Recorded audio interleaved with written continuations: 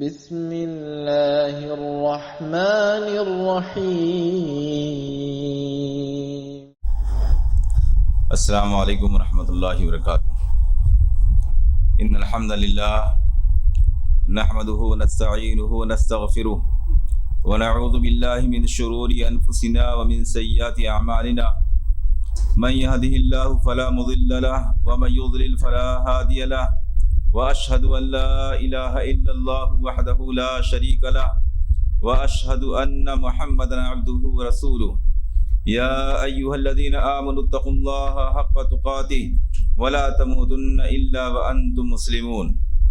یا ایها الناس اتقوا ربکم الذی خلقکم من نفس واحدہ وخلق منها زوجها وبث منهما رجالا كثيرا ونساء، واتقوا الله الذي تساءلون به والارحام ان الله كان عليكم رقيبا۔ يا أيها الذين آمنوا اتقوا الله وقولوا قولا سديدا يصلح لكم أعمالكم ويغفر لكم ذنوبكم ومن يطع الله ورسوله فقد فاز فوزا عظيما۔ أما بعد فإن خير الحديث كتاب الله وخير الهدي هدي محمد صلى الله عليه وسلم، وشر الأمور محدثاتها وكل محدثة بدعة وكل بدعة ضلالة وكل ضلالة في النار۔ اعوذ باللہ السمیع العلیم من الشیطان الرجیم من حمزہ ونفخہ ونفثہ، بسم اللہ الرحمن الرحیم۔ فاعلم انہ لا الہ الا اللہ۔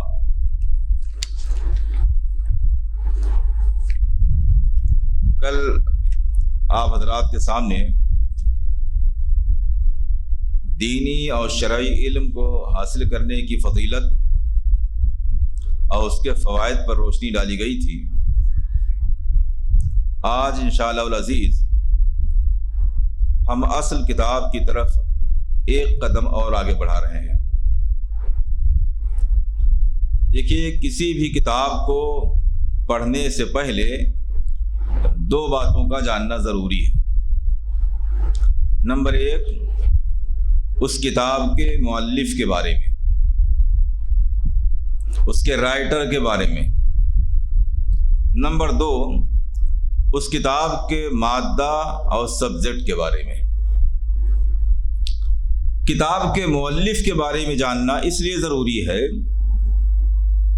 کیونکہ مؤلف کے ذریعہ کتاب کا درجہ، اس کا مقام اور اس کی اہمیت معلوم ہوتی ہے۔ مؤلف اپنے فن میں کتنا تجربہ رکھتا ہے، وہ اس موضوع پر اس سے پہلے کچھ لکھ چکا ہے یا نہیں لکھا ہے، یا اس میدان میں اس کی کیا کارکردگی ہے، یا اس کا کیا منہج اور طریقہ ہے، یہ تمام چیزیں کتاب کی اہمیت کو متعین کرتی ہیں۔ دوسرا فائدہ یہ کہ کتاب کو پڑھنے کا حکم معلوم ہوتا ہے۔ یہ بات معلوم ہوتی ہے کہ یہ کتاب پڑھنے کی ہے یا نہیں پڑھنے کی ہے، یہ کتاب پڑھنی چاہیے یا نہیں پڑھنی چاہیے، کیونکہ ہر مؤلف کی کتاب ہمیشہ پڑھنے کے لائق نہیں ہوتی۔ بعض دفعہ منہج سلف سے ہٹے ہوئے اپنے فن کے اسپیشلسٹ کی کتاب بھی انسان کے لیے گمراہی کا ذریعہ بن جاتی ہے۔ اس لیے جاننا ضروری ہے کہ اس کتاب کا مؤلف کون ہے، تاکہ یہ معلوم ہو سکے کہ اس کتاب کو پڑھنا جائز ہے، درست ہے، مفید ہے یا غیر مفید اور ناجائز ہے۔ میں اس تعلق سے شیخ ابن عثیمین رحمہ اللہ کا ایک قول آپ کے سامنے بیان کروں تاکہ یہ بات اور زیادہ دلائل کی روشنی میں واضح ہو جائے۔ ابن عثیمین رحمہ اللہ کہتے ہیں، وَمِنْ حَجْرِ أَهْلِ الْبِدْعِ تَرْكُ النَّظْرِ فِي كُتُبِهِمْ خوفا من الفتن بها او ترویجها بین الناس فالابتعاد عن مواطن الضلال واجب۔ کریں اہل بدعت کو چھوڑنے کی، ترک کرنے کی، ان سے دور رہنے کی جو بہت سی شکلیں ہیں۔ اہل بدعت سے دور رہنے کا حکم دیا گیا ہے، اور اہل بدعت سے دور رہنے کی جو بہت سی شکلیں ہیں، ان میں سے ایک شکل یہ ہے کہ ان کی کتابیں نہ پڑھی جائیں، ان میں غور نہ کیا جائے، ان کا مطالعہ نہ کیا جائے، اس خطرے کے تحت کہ کہیں ان کے فتنے میں مبتلا نہ ہو جائیں، اور اس لیے بھی کہ کہیں ان کی بدعتوں کو رواج دینے میں کسی بھی اعتبار سے حصے دار نہ بن جائیں۔ اہل بدعات کی کتابوں کو پڑھنے کا یہ دو نقصان ہے۔ پہلا، اس بات کا خطرہ ہے کہ اہل بدعات کی بدعتوں میں ان کی کتابوں کو پڑھ کر کے آدمی مبتلا ہو سکتا ہے، ان سے متاثر ہو سکتا ہے۔ خوفا من الفتن، اہل بدعات کی کتابوں کو نہ پڑھا جائے، ان کا مطالعہ نہ کیا جائے، فتنے سے بچنے کے ڈر سے، کہیں ایسا نہ ہو فتنے میں مبتلا ہو جائیں، اس لیے فتنے سے بچنے کے لیے اہل بدعات کی کتابوں کو نہ پڑھا جائے۔ پڑھنے سے پہلے معلوم کر لیا جائے کہ اس کا مؤلف اہل بدعات میں سے تو نہیں ہے، صحیح منہج کا حامل ہے کہ نہیں ہے۔ دوسرا نقصان، جب ہم اہل بدعات کی کتابوں کو خریدتے ہیں، اس کا مطالعہ کرتے ہیں، تو ہم کسی نہ کسی درجے میں اس کی کتاب کی اشاعت اور ترویج میں حصے دار بن جاتے ہیں۔ بدعات اور اہل بدعات کی ترویج کو روکنے میں حصے دار بننے کے بجائے ہم اس کی اشاعت میں حصے دار بن جاتے ہیں۔ اس لیے ہمیں یہ جاننا چاہیے کہ یہ کتاب اہل بدعات کی ہے یا منہج سلف کے حامل کی ہے۔ دلیل یہ ہے کہ اللہ رب کے رسول صلی اللہ علیہ وسلم نے دجال کے فتنے سے متعلق ارشاد فرمایا، من سمع به فلینع عنہ فواللہ ان الرجل لیاتیہ وهو یحسب انہ مؤمن فیتبعہ مما یبعث به من الشبہات۔ سنن نبی داؤد کی روایت ہے، اللہ کے رسول صلی اللہ علیہ وسلم نے ارشاد فرمایا کہ جو آدمی دجال کا زمانہ پائے، دجال کے خروج کے بارے میں سنے، اسے چاہیے کہ دجال سے دور رہے، اسے چاہیے کہ وہ دجال کے قریب نہ آئے، اس کے فتنے کو قریب سے دیکھنے اور امتحان لینے اور جاننے کی کوشش نہ کرے۔ اللہ کے رسول صلی اللہ علیہ وسلم فرماتے ہیں، اللہ کی قسم، بہت سے لوگ دجال کے پاس اس حال میں آئیں گے کہ وہ مومن ہوں گے، اپنے آپ کو مومن سمجھتے ہوئے آئیں گے، اور جب اس کے پاس آئیں گے، اس کے فتنوں کو دیکھیں گے تو اس کے بہت سے شبہات میں مبتلا ہو کر کے اپنے ایمان کو کھو بیٹھیں گے۔ اور دوسری روایت میں اللہ کے رسول صلی اللہ علیہ وسلم نے 3 مرتبہ لفظ استعمال فرمایا، من سمع الدجال فلینع به، من سمع الدجال فلینع به، من سمع الدجال فلینع به۔ جو آدمی دجال کے بارے میں سنے، اسے چاہیے کہ اس سے دور رہے، اپنے ایمان کا امتحان لینے کے لیے، اس کے شبہات کو، اس کی شعبدہ بازیوں کو دیکھنے کے لیے، اس کا معائنہ کرنے کے لیے اس کے قریب نہ جائے، اس سے دور رہے۔ یہ ہمارے یہاں بڑا افسوسناک پہلو ہے کہ ہم ایسے بہت سے نوجوان حضرات اس خوش فہمی میں مبتلا ہیں کہ ہم صاحب ایمان ہیں، صاحب علم ہیں، عقیدے کو جانتے اور سمجھتے ہیں، اس لیے ہمیں کسی کی کتاب کو پڑھنے میں کیا تکلیف ہے، کسی کی بھی کتاب کو پڑھنے میں کیا حرج کی بات ہے، جو صحیح ہوگا لے لیں گے، جو غلط ہوگا چھوڑ دیں گے۔ یہ مشہور قول ہے۔ اور اس طرح سے نہ صرف کتاب بلکہ آج سوشل میڈیا پر، یوٹیوب کے ذریعہ بہت سی ایسی تقاریر ہمارے نوجوان سنتے ہیں جنہیں سننے سے پہلے یا تو انہیں معلوم نہیں ہوتا ہے کہ کس منہج کے حامل کی تقریر ہے، یا اگر معلوم بھی ہوتا ہے تو اس خوش فہمی میں مبتلا ہوتے ہیں کہ ہم کہاں اس کی بات کی اتباع کرنے جا رہے ہیں، ہم تو امتحان کے لیے، سمجھنے کے لیے سن رہے ہیں، جو صحیح ہوگا لے لیں گے ورنہ چھوڑ دیں گے۔ اللہ کے رسول صلی اللہ علیہ وسلم نے اس سے منع فرمایا ہے۔ دجال کے بارے میں خبر ملے تو اپنے ایمان کا امتحان لینے کے لیے، اس کے شبہات کو دیکھنے کے لیے اس کے قریب نہ جائے، اس سے دور رہے، اس لیے کہ جو آدمی قریب جائے گا بہت ممکن ہے کہ اس کے فتنے میں مبتلا ہو جائے۔ اس حدیث کے ذریعہ ابن عثیمین رحمہ اللہ نے استدلال کرتے ہوئے کہا ہے کہ اہل بدعات کی کتابوں کو ترک کر دیا جائے، اس کا مطالعہ نہ کیا جائے، اس کے قریب بھی نہ جائے آدمی، کیونکہ اس بات کا خطرہ ہے کہ اہل بدعات اپنی بہت سی باتوں کو جو اس کتاب میں داخل کیے ہوئے ہیں، ان میں سے کسی بات میں آدمی شبہ میں مبتلا ہو جائے، شک میں مبتلا ہو جائے، یا کسی معاملے میں وہ بدعات کا فیور کرنے والا اس کا حامل کیوں نہ ہو جائے۔ اس لیے یہ جاننا بہت ضروری ہے کہ کتاب کس کی ہے، کتاب کا مؤلف کون ہے۔ مؤلف کو جاننے کے بعد ہی کتاب کا مطالعہ کیا جائے۔ اس لیے سب سے پہلے ہم یہ جانیں گے کہ اس کتاب الاصول الثلاثہ کے مؤلف کون ہیں. میں مختصراً ان کے تعلق سے کچھ ذکر کروں گا، پھر آگے بڑھوں گا انشاءاللہ. اس کتاب کے مؤلف شیخ محمد بن عبد الوہاب النجدی التمیمی رحمہ اللہ ہیں، جن کا نام و نسب اس طرح سے ہے محمد بن عبد الوہاب بن سلیمان بن علی التمیمی.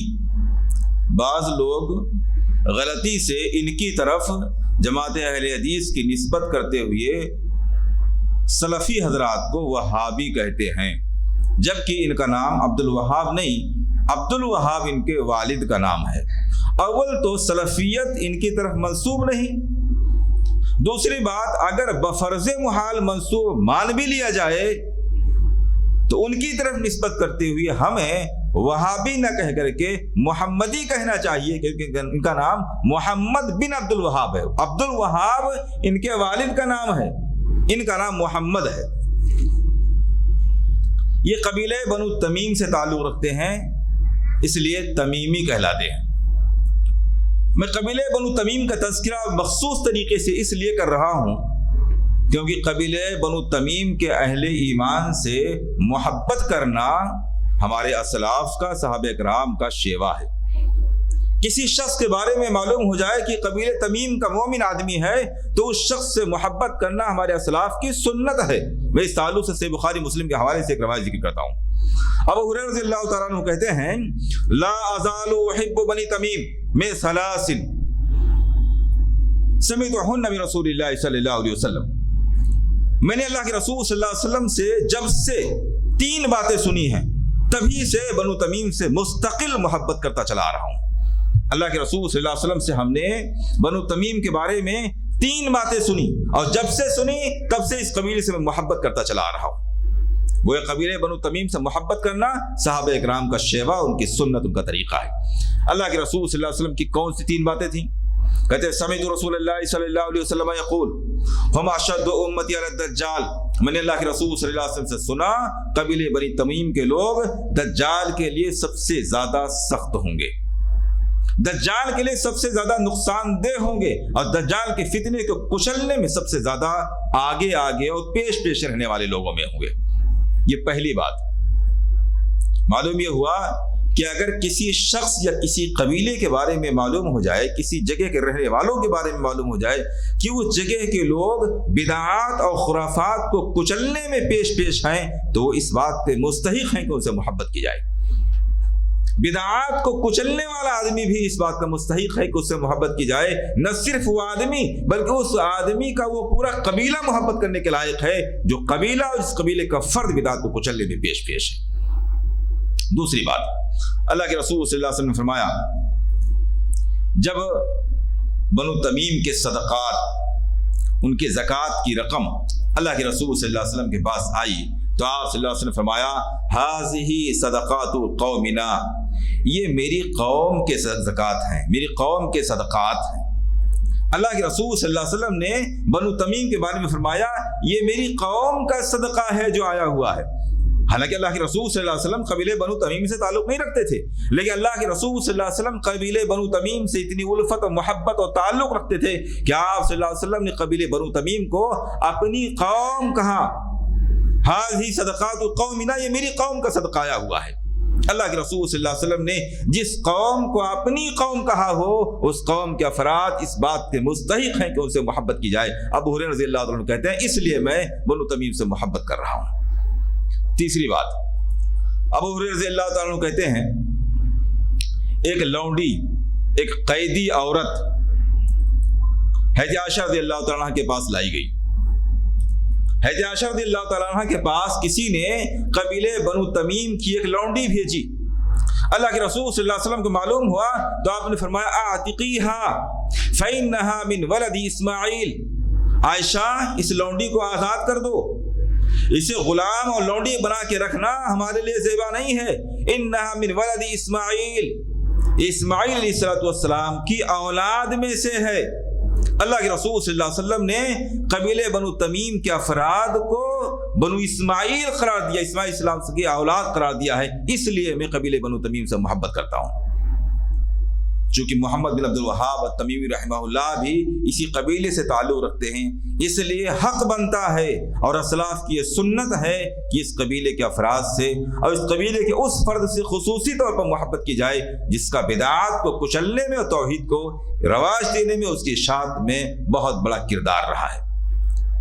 اور بڑی محرومی اور بدقسمتی کی بات ہے کہ ہم میں سے بہت سے لوگ شیخ الاسلام محمد بن عبد الوہاب التمیمی رحمہ اللہ سے باوجود اس کے کہ وہ توحید کو توحید کی ترویج میں اس کی اشاعت میں بہت بڑا کردار رکھتے ہیں، صرف اس بنیاد پر نفرت کرتے ہیں کہ ان کی دکانیں بند ہو رہی ہیں، ان کے شرک کے کاروبار میں کچھ مندی آ رہی ہے، حالانکہ ان سے محبت کرنا اسلاف کی سنت ہے۔ شیخ محمد بن عبد الوہاب رحمہ اللہ کی ولادت عوینہ نام کی جگہ میں ہوئی ہے سن 1115 ہجری میں، بمطابق سن 1703 عیسوی 1703 عیسوی میں عوینہ نام کی جگہ پر آپ کی پیدائش ہوئی ہے۔ آپ کی وفات درعیہ نام کی جگہ پر ہوئی ہے 1206 ہجری میں، بمطابق 1792 عیسوی 1792 عیسوی میں درعیہ نام کے مقام پر آپ صلی اللہ علیہ وسلم آپ کا انتقال ہوا ہے رحمہ اللہ تعالی۔ آپ نے تقریباً 91 سال حیات پائی، 91 سال کی زندگی آپ کو نصیب ہوئی۔ آپ کا مذہب، میں نے ذکر کیا کہ مؤلف کو پڑھنے سے پہلے اس کا منہج اور اس کا مذہب جاننا ضروری ہے، اور اسی سے بات متعین ہوتی ہے کہ کتاب پڑھنے کی ہے یا نہیں پڑھنے کی ہے۔ آپ کا مذہب کیا ہے اس سلسلے میں خود لکھتے ہیں، وَأَمَّا مَذْهَبُنَا فَمَذْهَبُ الْإِمَامِ أَحْمَدِ بْنِ حَنبَلِ إِمَامُ أَهْلِ السُّنَّةِ، ہمارا مذہب امام احمد بن حنبل کا مذہب ہے جو امام اہل السنہ ہیں، ہم ان کے فالوور ہیں۔ وَلَا نُنْكِرُ عَلَىٰ أَهْلِ الْمَذَاهِبِ الْأَرْبَعَةِ، اور ہم چاروں مذاہب کے ماننے والوں میں سے کسی پر اعتراض نہیں کرتے ہیں۔ اذا لم يخالف نص الکتاب والسنہ، جبکہ کسی بھی مسلک کی بات قرآن و حدیث کے خلاف نہ ہو، واجماع الامہ وقول جمہوریہ، اور اجماع امت کے خلاف نہ ہو اور علماء اکثر علماء کے خلاف نہ ہو، جمہور علماء کے خلاف نہ ہو۔ اصل مذہب کیا ہے، اصل مسلک کیا ہے؟ حنبلیت۔ لیکن حنبلیت کا معاملہ تقلید کے معاملے میں سب سے نرم ہے، حنفیت کا معاملہ سب سے شدت اختیار کی ہوئی ہے۔ حنفیت کا معاملہ تقلید کے سلسلے میں شرک فی الرسالہ تک پہنچ جاتا ہے، جبکہ حنبلیت کا معاملہ یہ ہے کہ نسبت کی حد تک، صرف نسبت کی حد تک وہ اپنے آپ کو حنبلی کہتے ہیں، ورنہ کوئی بھی مسئلہ جس میں کوئی بات امام احمد بن حنبل رحمہ اللہ کی کتاب و سنت کے خلاف معلوم ہوتی ہے، بے دریغ اس کو چھوڑ دیتے ہیں، وہ صرف نسبت کی حد تک۔ اس لیے شیخ محمد بن عبد الوہاب رحمہ اللہ کہتے ہیں کہ ہم امام احمد بن حنبل رحمہ اللہ کے پیروکار ہیں، اور چاروں مذاہب میں سے ہم کسی پر اعتراض تو نہیں کرتے ہیں، لیکن جب ان میں سے کسی کی بات کتاب و سنت کے خلاف ہو جائے، اجماع امت کے خلاف ہو جائے، جمہور علماء کے خلاف ہو جائے، پھر ہم اسے تسلیم نہیں کرتے ہیں۔ اسی لیے اور دوسرے مقام پر لکھتے ہیں وَأَمَّا الْمُتَأَخِّرُونَ رَحِمَهُمُ اللَّهُ فَكُتُبُهُمْ عِنْدَنَا فَنَعْمَلُ بِمَا وَافَقَ النَّصَّ مِنْهَا وَمَا لَا يُوَافِقُ النَّصَّ فَلَا نَعْمَلُ بِهِ۔ جو متأخرین کی کتابیں ہیں، بعد میں آنے والی کی کتابیں ہیں، ان ساری کتابوں کو ہم مانتے ہیں، لیکن ان کتابوں میں جو بات کتاب و سنت کے خلاف ہے، قرآن و حدیث کے خلاف ہے، اجماع امت کے خلاف ہے، ہم اس کے موافق نہیں ہیں۔ جو مطابق ہے کتاب و سنت کے، ہم اس کو تسلیم کرتے ہیں، اس کی موافقت کرتے ہیں، لیکن جو بات کتاب و سنت کے خلاف ہے ہم اس کے قائل نہیں ہیں۔ معلوم یہ ہوا کہ شیخ الاسلام رحمہ اللہ کا مذہب اصلاً کتاب و سنت ہے، وہ ہر اس شخص کی بات کو، ہر اس مسلک کی بات کو لینے کے لیے تیار ہیں جو کتاب و سنت کے موافق ہو، اور ان تمام لوگوں کی بات کو ترک کر دینے کے قائل ہیں جن کی بات کتاب و سنت کے مخالف ہو۔ اور یہی سلفیت ہے، یہی سلفیت ہے۔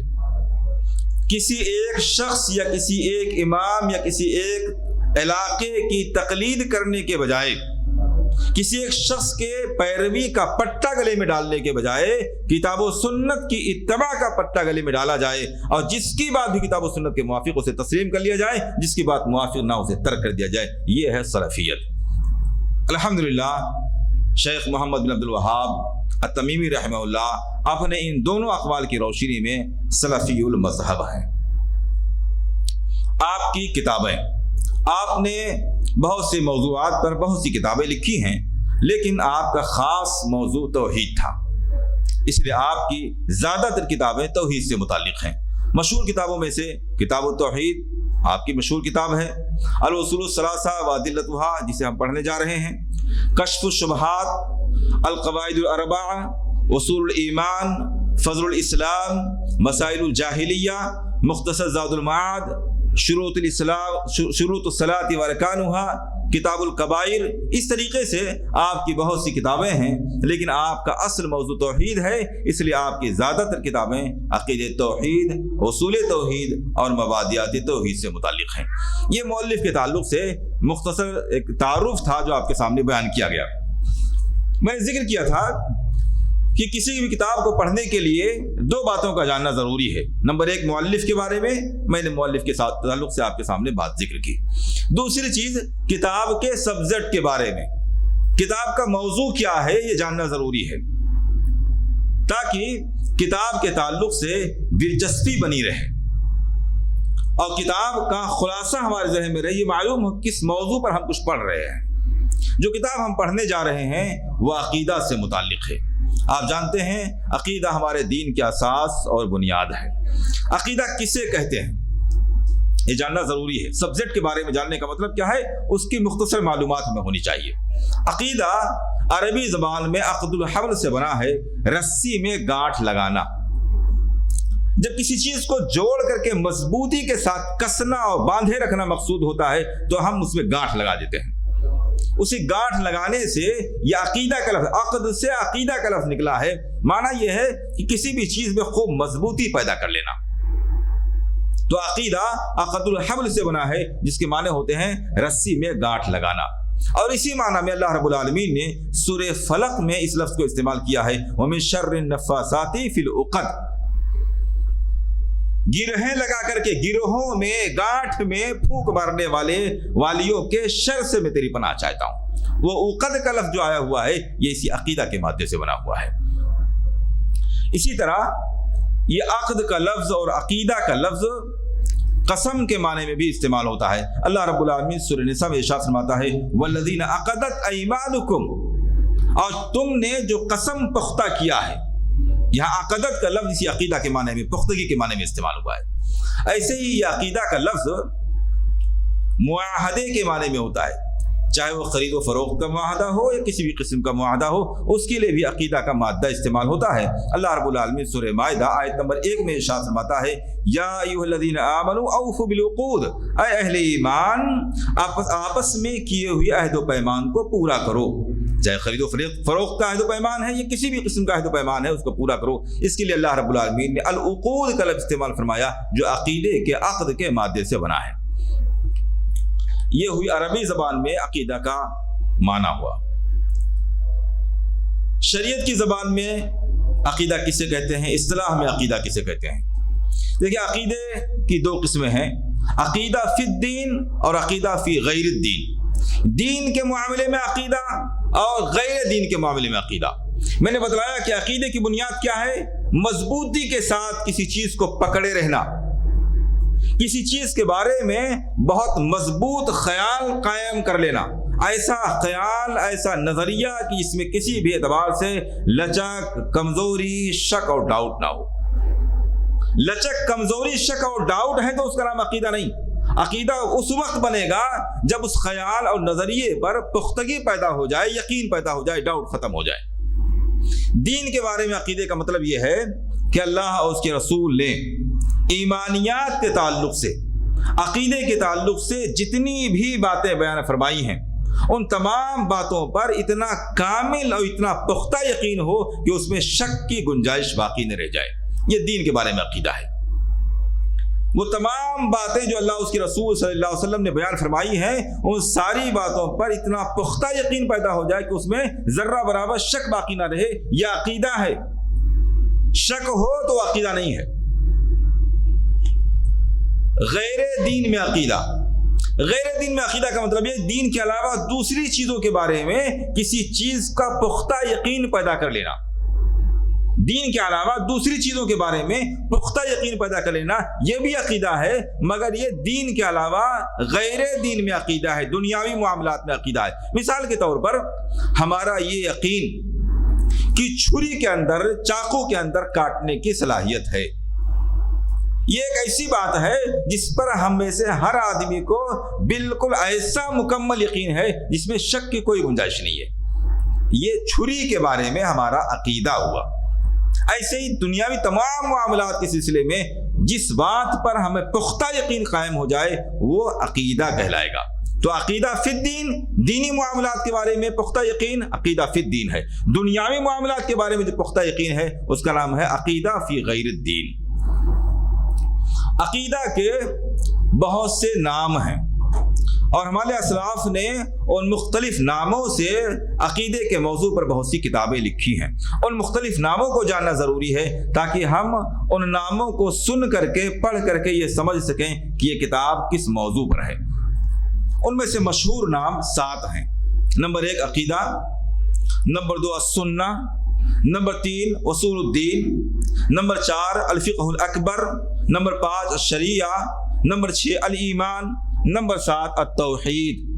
عقیدے کے یہ 7 نام ہیں اور ہمارے اسلاف نے ان 7 ناموں سے عقیدے کے موضوع پر کتابیں لکھی ہیں. مثال کے طور پر ہم شیخ الاسلام محمد بن عبد الوہاب التمیمی رحمہ اللہ کی کتاب دیکھتے ہیں، کتاب التوحید. توحید کی کتاب، کیا مراد ہے؟ عقیدے کی کتاب. یہاں توحید بول کر کے عقیدہ مراد لیا گیا ہے. تو ایسے ہی عقیدے کے 7 نام ہیں جن ناموں سے ہمارے اسلاف نے کتابیں لکھی ہیں. عقیدے کے ارکان، عقیدے کے وہی ارکان ہیں، وہی پلر ہیں جو ایمان کے ارکان ہیں. ایمان کے 6 مشہور ارکان ہیں جن کا ذکر حدیث جبرائیل میں شاید ابھی نماز فجر، آج ہی نماز فجر میں آیا ہوا تھا. تو جو 6 چیزیں حدیث جبرائیل میں ایمان کے ارکان سے متعلق آئی ہوئی ہیں وہی 6 چیزیں عقیدے کے بھی ارکان ہیں. عقیدے کا مطلب یہ ہے اللہ اس کے رسول صلی اللہ علیہ وسلم نے جو بات بھی بیان فرمائی ہے اس پر پختہ یقین ہو، لیکن ان باتوں میں سے مشہور اور بنیادی باتیں 6 ہیں جن کو عقیدے کا ارکان اور عقیدے کا پلر کہا جاتا ہے. عقیدے کے مصادر، یہ اہم موضوع ہے. عقیدہ کہاں سے لیا جائے؟ عقیدہ کہاں سے لیا جا سکتا ہے اور کہاں سے نہ لیا جائے؟ عقیدے کا ماخذ اور مصدر جہاں سے عقیدہ لیا جا سکتا ہے وہ صرف 2 چیزیں ہیں، قرآن اور حدیث. قرآن اور حدیث. تیسری کسی بھی جگہ سے عقیدہ نہیں لیا جا سکتا ہے. عمل تو لیا جا سکتا ہے اجماع کے ذریعہ بھی، قیاس کے ذریعہ بھی اور بہت سی چیزوں کے ذریعہ بھی، لیکن عقیدہ صرف 2 چیزوں کے ذریعہ، کتاب اور سنت، قرآن اور حدیث. اب اس معاملے میں حدیث کی دونوں قسمیں شامل ہیں، یعنی حدیث متواتر ہو یا غیر متواتر ہو. حدیث کی 2 مشہور قسمیں ہیں نا، خبر واحد آحاد اور احادیث متواترہ. متواتر حدیث اور غیر متواتر حدیث. ہمارے معاشرے میں بہت سے مسالک ایسے ہیں جن کا یہ نظریہ ہے کہ عقیدے کے لیے متواتر حدیث کا ہونا ضروری ہے، جبکہ صحیح بات یہ ہے کہ ہر حدیث جو صحیح ہے وہ اس لائق ہے کہ اس سے عقیدہ لیا جائے. اس کے لیے متواتر اور غیر متواتر کی شرط اسلاف کے منہج کے خلاف اور دلیل سے بہت ہٹی ہوئی بات ہے. متواتر کیا ہے؟ ہر وہ حدیث جس کے ہر طبقے کے راویوں کی تعداد، ہر وہ حدیث جس کے ہر طبقے کے راویوں کی تعداد اتنی زیادہ ہو کہ عموماً اتنے زیادہ لوگوں کا جھوٹ پر اتفاق ممکن نہ ہوتا ہو. ہر وہ حدیث جس کے راوی ہر طبقے میں اتنے زیادہ بڑی تعداد میں ہو وہ حدیث متواتر کہلاتی ہے. اور ہر وہ روایت جس میں راویوں کی تعداد اس شرط کے مطابق نہ پائی جاتی ہو وہ حدیث غیر متواتر کہلاتی ہے. یہ متواتر کا ایک خلاصہ ہے، اصطلاحی تعریف نہیں ہے، خلاصہ میں نے آپ کے سامنے ذکر کیا ہے. تو عقیدہ کہاں سے لیا جا سکتا ہے؟ صرف 2 جگہوں سے، قرآن سے اور حدیث سے. اس کے علاوہ کسی اور جگہ سے عقیدہ نہیں لیا جا سکتا ہے. وہ مشہور جگہ ہیں جہاں سے لوگ عقیدہ لیتے ہیں، حالانکہ لینا نہیں چاہیے، وہ بھی میں آپ کے سامنے سرسری طور پر ذکر کر دوں۔ نمبر 1، تقلید۔ آبا و اجداد ایسا مانتے چلے آئے ہیں، ان کا یہ خیال تھا اس لیے یہی صحیح ہے۔ ہمارے معاشرے میں بہت سے مسلم بھائی صرف تقلید کی بنیاد پر فلاں امام کا یہ نظریہ تھا، فلاں عالم کا یہ خیال تھا، آبا و اجداد کا، ہمارے پرانے لوگوں کا یہ نظریہ تھا، اس لیے یہی درست ہے، یہ تقلید ہے۔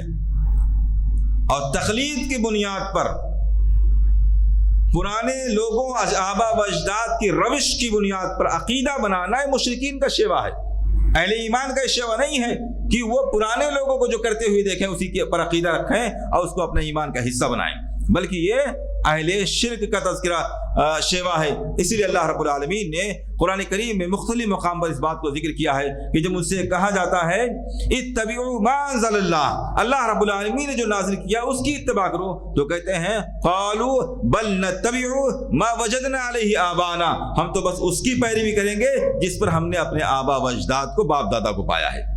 باپ دادا کی روش پر چلنا اور ان کے نظریے کو اپنا نظریہ بنانا، ان کے عمل کو اپنا عمل بنانا، ان کے خیالات کو اپنا خیال بنانا، ان کے عقیدے کو اپنا عقیدہ سمجھنا، اس لیے کہ وہ ہمارے آبا و اجداد تھے، یہ مشرکین کا شیوہ ہے، اہل ایمان کا شیوہ نہیں ہے۔ اہل ایمان عقیدے اور ایمان اور عمل کو قرآن و سنت سے حاصل کرتے ہیں۔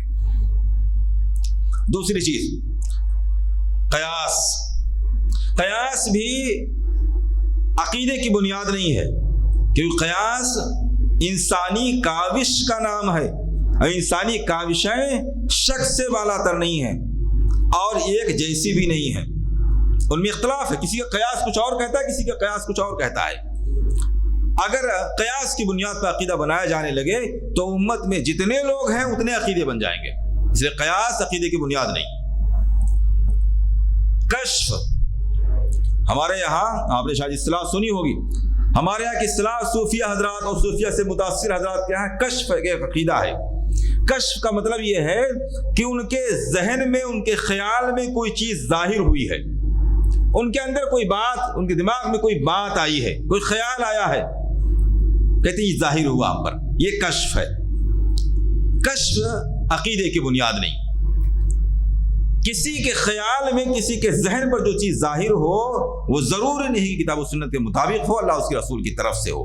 اس لیے کشف نہ تو الہام ہے، نہ یقینی ہے، نہ کتاب و سنت کی طرح سے دلیل ہے، اور نہ عقیدے کی بنیاد ہے، بلکہ کشف کے ذریعہ نہ عقیدہ لیا جا سکتا ہے، نہ عمل لیا جا سکتا ہے، عمل بھی نہیں لیا جا سکتا ہے، عمل کے لیے بھی کشف کافی نہیں ہے۔